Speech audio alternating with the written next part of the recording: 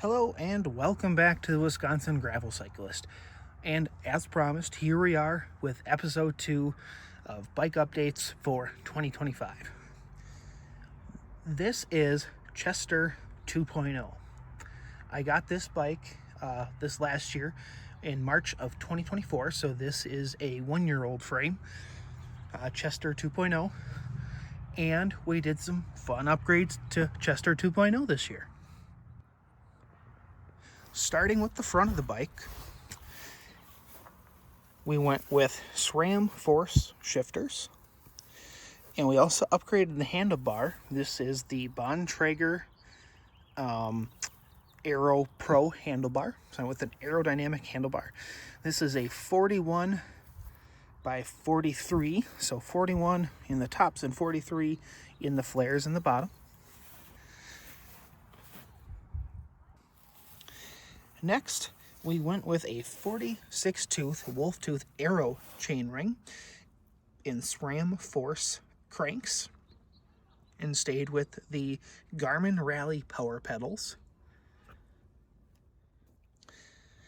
Now, the reason I went with a 46-tooth on this bike is for a little bit more speed. This is primarily the bike I will be racing for 2025 in all of my gravel races that I do.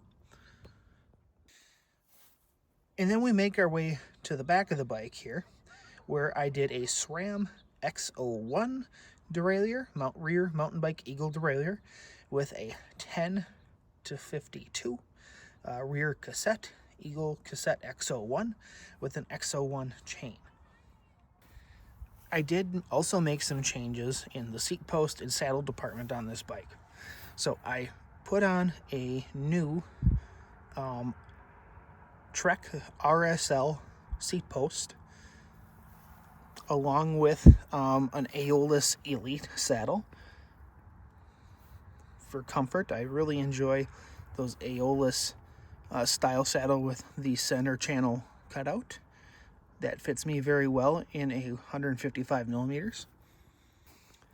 Moving back up to the front a little bit here, again, I kept the same stem so that way I could keep my Wahoo and GoPro mounts in place for all of that great footage that we're going to get this year. And last but not least, we're staying with the same Aeolus Pro 37V wheels on this bike. I'm also keeping the Pirelli Cinturato Gravel H 45 millimeter tires on this bike for the time being. Depending on the course and the race that we're doing, we may switch those out to the 40 millimeter, or maybe we'll try something different. I don't know. Historically, I have had excellent luck with these Pirelli tires, so if it isn't broke, don't fix it, I guess. So, one of the questions that people like to ask when you talk about a race bike, how much does it weigh?